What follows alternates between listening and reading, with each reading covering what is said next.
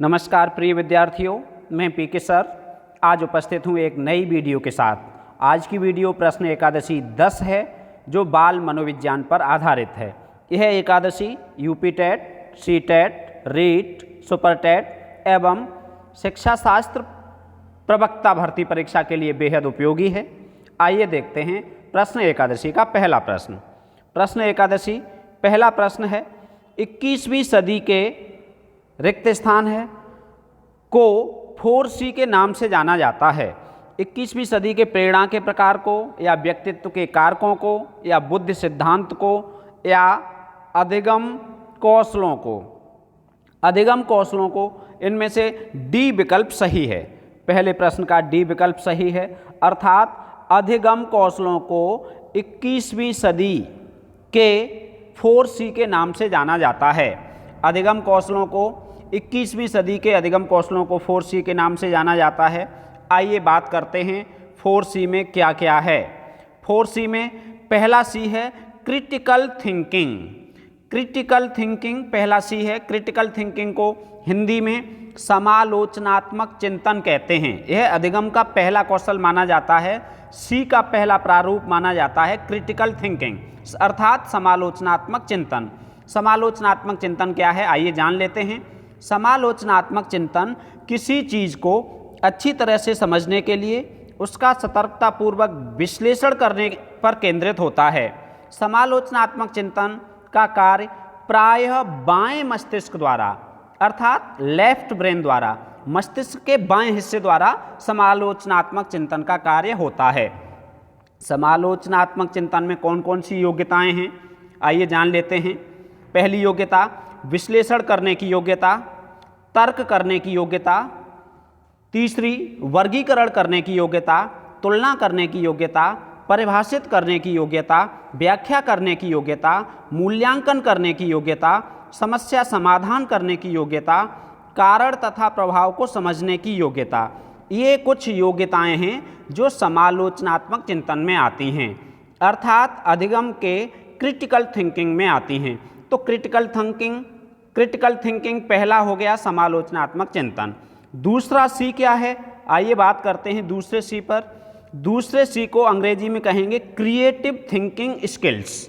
Creative अर्थात सृजनात्मक चिंतन करने से संबंधित कौशल। सृजनात्मक चिंतन कौशल क्या है? सृजनात्मक चिंतन के द्वारा व्यक्ति खुले मस्तिष्क से विस्तृत रूप में नई खोजों के बारे में संभावनाओं को खोजने का प्रयास करता है।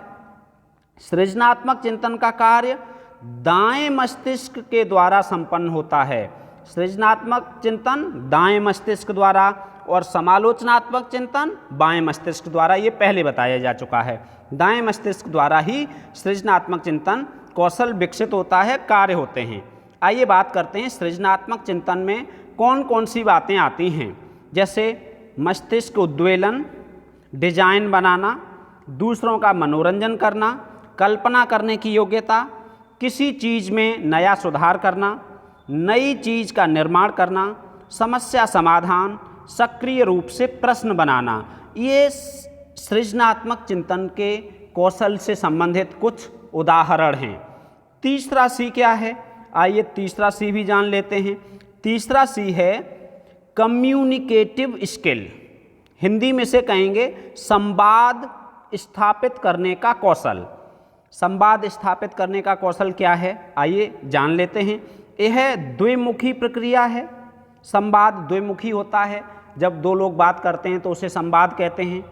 द्विमुखी प्रक्रिया है जिसमें भाग लेने वाले व्यक्ति सूचनाओं का मात्र आदान प्रदान ही नहीं करते बल्कि सार्थक रूप से एक दूसरे से जुड़ते भी हैं। संवाद में केवल सूचनाओं का आदान प्रदान नहीं होता है। यदि हम आपसे बातचीत कर रहे हैं तो केवल सूचनाएं ही नहीं दे रहे हैं, एक दूसरे से जुड़ भी रहे हैं। तो एक दूसरे से जुड़ने का कार्य होता है इसमें।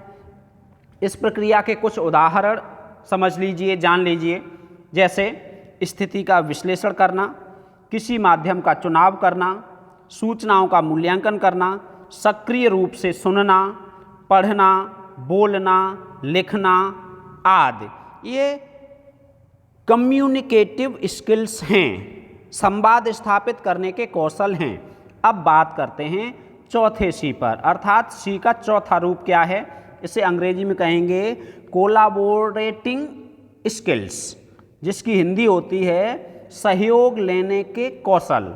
ये कौशल उस प्रक्रिया में सहायक होते हैं जिसमें दो या अधिक व्यक्ति अथवा समूह एक साथ मिलकर सक्रिय भागीदारी के साथ किसी अधिगम कार्य को सफलतापूर्वक संपन्न करने का प्रयास करते हैं, जैसे संसाधनों का आवंटन करना, निर्णय लेना, दायित्वों का आवंटन करना, उत्पाद का मूल्यांकन करना, लक्ष्य निर्धारण करना, समय प्रबंधन करना, द्वंद्वों का समाधान करना, टोली गठन करना। ये सहयोग लेने के कौशल हैं। इस प्रकार 21वीं सदी में 4C अर्थात 4 प्रकार के महत्वपूर्ण कौशल हैं जो अधिगम कौशल हैं। पहले प्रश्न का डी विकल्प सही है। आइए देखते हैं अगला प्रश्न। दूसरा प्रश्न है, मैरिस स्टैनबरी ने अधिगम के कितने कौशल बताए? मैरिस स्टैनबरी ने अधिगम के 10 कौशल बताए। कितने कौशल बताए? 10, अर्थात दूसरे प्रश्न का ए विकल्प सही है। अधिगम के 10 कौशल बताए हैं मैरिस स्टैनबरी ने, तो दूसरे प्रश्न का ए विकल्प ठीक है। आइए देखते हैं सी, तीसरा प्रश्न। तीसरा प्रश्न है, फ्राइड के अनुसार 3 से 5 वर्ष तक रहती है। 3 से 5 वर्ष तक फ्राइड ने 3 वर्ष से 5 वर्ष तक कौन सी अवस्था मानी है? मुख अवस्था, गोदावस्था, लिंग स्पर्शी अवस्था, अव्यक्त अवस्था। तो तीसरे प्रश्न का सी विकल्प सही है, लिंग स्पर्शी अवस्था। फ्राइड के अनुसार 3 वर्ष से 5 वर्ष तक लिंग स्पर्शी अवस्था रहती है। प्रसिद्ध मनोवैज्ञानिक मनोलैंगिक अवस्थाओं को विभाजित करते हैं फ्राइड ने मनोलैंगिक अवस्थाएं 5 बताई हैं। बाल विकास की 5 मनोलैंगिक अवस्थाओं में पहली अवस्था मुखावस्था है। यह पहली अवस्था है। यह जन्म से 1 वर्ष तक होती है। इसमें चूसना, निगलना, काटना द्वारा लैंगिक सुख प्राप्त करता है बालक। दूसरी अवस्था गुदावस्था मानी है फ्राइड ने। इसमें कामुकता का क्षेत्र गुदा होता है। मलमूत्र त्याग कर शिशु लैंगिक सुख प्राप्त करता है और यह 1 वर्ष से 2 या 3 वर्ष तक रहती है। तीसरी अवस्था है लिंग स्पर्शी अवस्था। इसे शैशनावस्था भी कहते हैं, इसे लिंग प्रधानावस्था भी कहते हैं। कामुकता लिंग पर केंद्रित होती है। यह 3 वर्ष से 5 या 6 वर्ष तक रहती है। इसी अवस्था में ओडिपस और इलेक्ट्रा भावना ग्रंथियाँ विकसित होती हैं। और चौथी अवस्था है अव्यक्तावस्था। यह 6 वर्ष से 12 वर्ष तक रहती है। इसमें लैंगिक इच्छाएं सुप्त रहती हैं, सामान्यतः काम भावना नहीं पाई जाती है। और 5वीं अवस्था है जननेंद्रियावस्था। यह 13 वर्ष से ऊपर होती है। इस प्रकार फ्राइड के अनुसार 3 से 5 वर्ष तक लिंग स्पर्शी अवस्था रहती है। तीसरे प्रश्न का सी विकल्प सही है। आइए देखते हैं चौथा प्रश्न। चौथा प्रश्न, शैले के अनुसार शैशवावस्था है। शैले प्रसिद्ध मनोवैज्ञानिक हैं। इन्होंने शैशवावस्था को कहाँ से कहाँ तक माना है? जन्म से 3 वर्ष, जन्म से 5 वर्ष, जन्म से 2 वर्ष या इनमें से कोई नहीं। तो चौथे प्रश्न का बी विकल्प सही है। शैले के अनुसार जन्म से 5 वर्ष तक शैशवावस्था है। पहले विकल्प में जन्म से 3 वर्ष तक दिया है, तो जन्म से 3 वर्ष तक रॉस ने माना है। रॉस ने माना है कि जन्म से 3 वर्ष तक शैशवावस्था होती है। कोल महोदय ने जन्म से 2 वर्ष तक शैशवावस्था मानी है और शैले ने जन्म से 5 वर्ष तक। इस प्रकार चौथे प्रश्न का बी विकल्प सही है। आइए देखते हैं 5वां प्रश्न। 5वां प्रश्न, ज्ञान पर बल देने से विद्यालय ज्ञान की दुकान और शिक्षक सूचना विक्रेता बन जाते हैं। यह कथन किसका है? यह कथन है, किसने कहा है? ऐसा किसने कहा है कि ज्ञान पर बल देने से विद्यालय ज्ञान की दुकान और शिक्षक सूचना विक्रेता बन जाते हैं? यदि ज्ञान पर बल दिया जाएगा तो विद्यालय दुकान बन जाएंगे और शिक्षक विक्रेता बन जाएंगे। यह कथन एडम्स का है। 5वें प्रश्न का ए विकल्प सही है। एडम्स ने कहा है ज्ञान पर बल देने से विद्यालय ज्ञान की दुकान और शिक्षक सूचना विक्रेता बन जाते हैं। आइए हुमायूं कबीर का भी महत्वपूर्ण कथन जान लें। हुमायूं कबीर ने कहा है शिक्षा का उद्देश्य भौतिक संसार और समाज के विचारों तथा आदर्शों का ज्ञान प्राप्त करना है। इस प्रकार ज्ञान प्राप्त करना व्यक्ति की निजी उन्नति और समाज सेवा के लिए आवश्यक होता है। हुमायूं कबीर का कथन। अरस्तु ने क्या कहा है? अरस्तु का भी महत्वपूर्ण कथन एक जान लेते हैं। एक महत्वपूर्ण कथन तो आप पहले से जानते हैं कि स्वस्थ शरीर में स्वस्थ मस्तिष्क का वास होता है, यह अरस्तु ने कहा है। दूसरा एक और जान लीजिए, एक महत्वपूर्ण कथन दूसरा है, बालक को क्या सीखना चाहिए इस विषय में मत की एकता नहीं हो सकती। यह कथन है अरस्तु का। अरस्तु ने कहा है कि बालक को क्या सीखना चाहिए इस विषय में मत की एकता नहीं हो सकती। सभी मनोवैज्ञानिक या शिक्षा शास्त्री ये नहीं बता सकते कि बालक को क्या सीखना है। बहुत ही महत्वपूर्ण कथन है अरस्तु का। लेविस का भी एक कथन महत्वपूर्ण है, आइए जानते हैं लेविस ने क्या कहा है।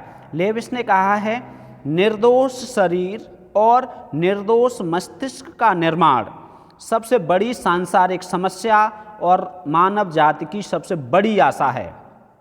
एक बार फिर सुन लीजिए लेविस का कथन, निर्दोष शरीर और निर्दोष मस्तिष्क का निर्माण सबसे बड़ी सांसारिक समस्या और मानव जाति की सबसे बड़ी आशा है।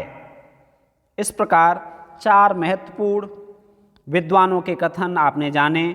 ज्ञान पर बल देने से विद्यालय ज्ञान की दुकान और शिक्षक सूचना विक्रेता बन जाते हैं। यह कथन एडम्स का है। 5वें प्रश्न का ए विकल्प सही है। आइए देखते हैं छठा प्रश्न। छठा प्रश्न, नकारात्मक अवस्था मानी जाती है। नकारात्मक अवस्था मानी जाती है। छठे प्रश्न का ए विकल्प सही है।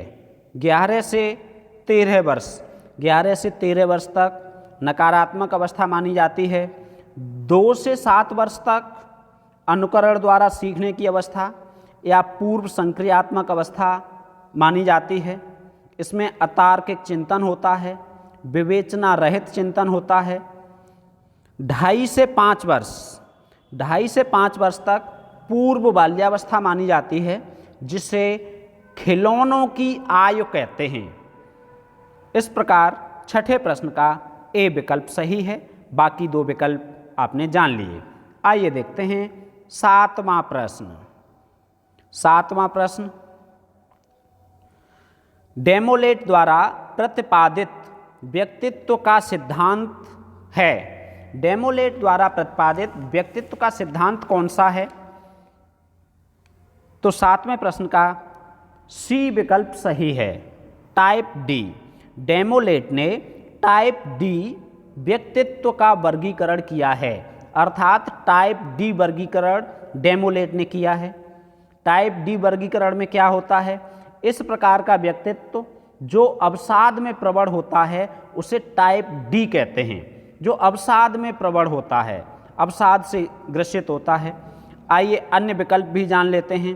पहला विकल्प है टाइप ए व टाइप बी।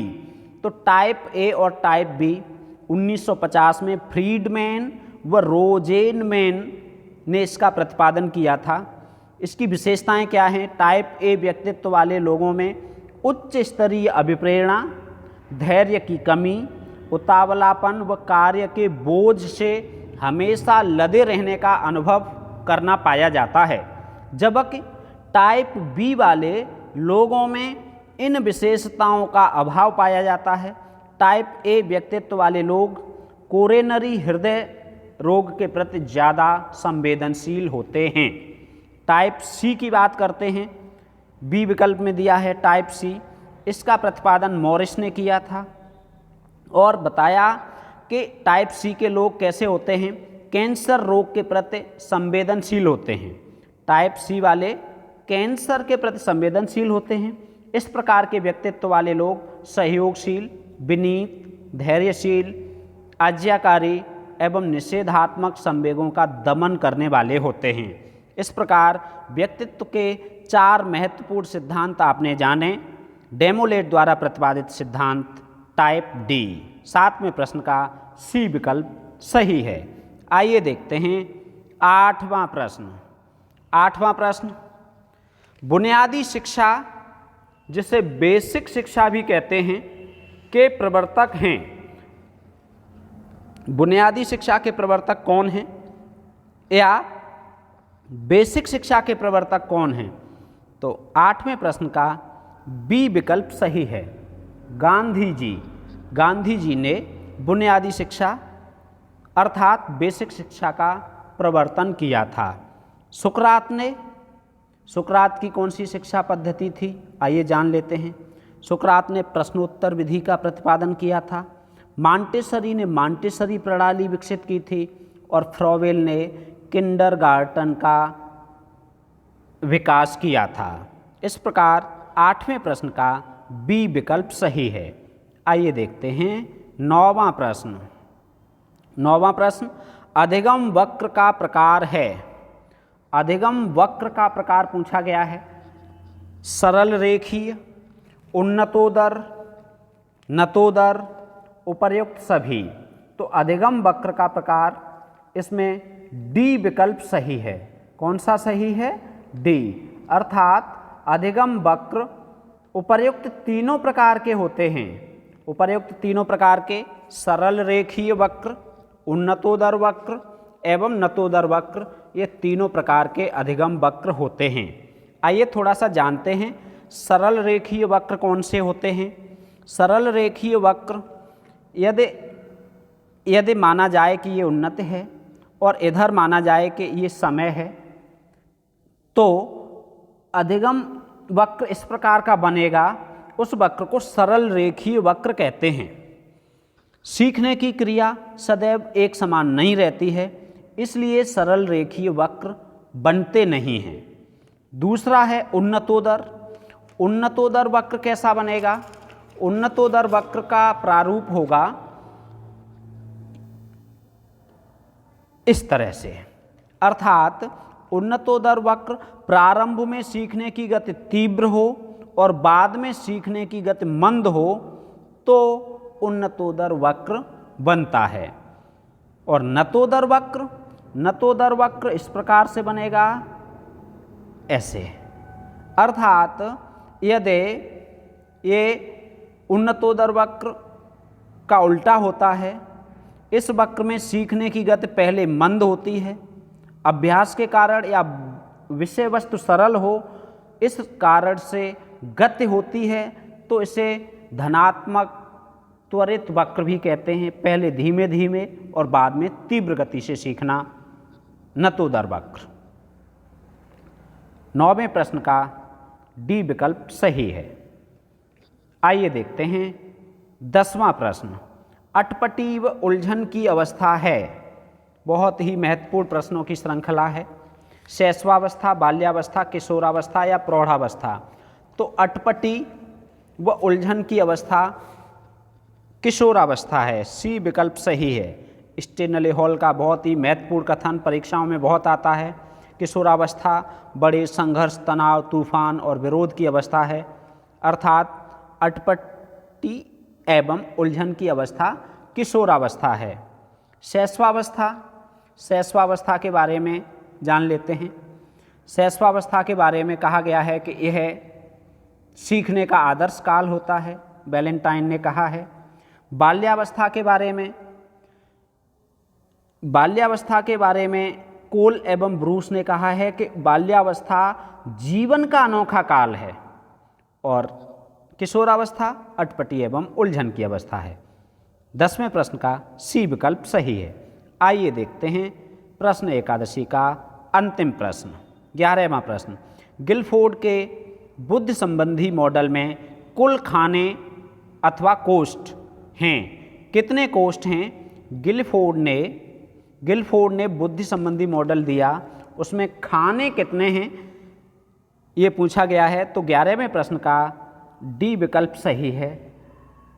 120 गिलफोर्ड के बुद्ध संबंधी मॉडल में खानों की संख्या, कोष्ठों की संख्या 120 है। आज की एकादशी पूर्ण हुई। एकादशी आपको कैसी लगी कमेंट करके अवश्य बताएं। यदि आपने चैनल को सब्सक्राइब नहीं किया है तो चैनल को सब्सक्राइब कर लें। आज की वीडियो की PDF प्राप्त करने के लिए प्रद्योत गुरुकुल चैनल टेलीग्राम पर सब्सक्राइब करें। आज की वीडियो में इतना ही। वीडियो देखने के लिए धन्यवाद। राधे राधे।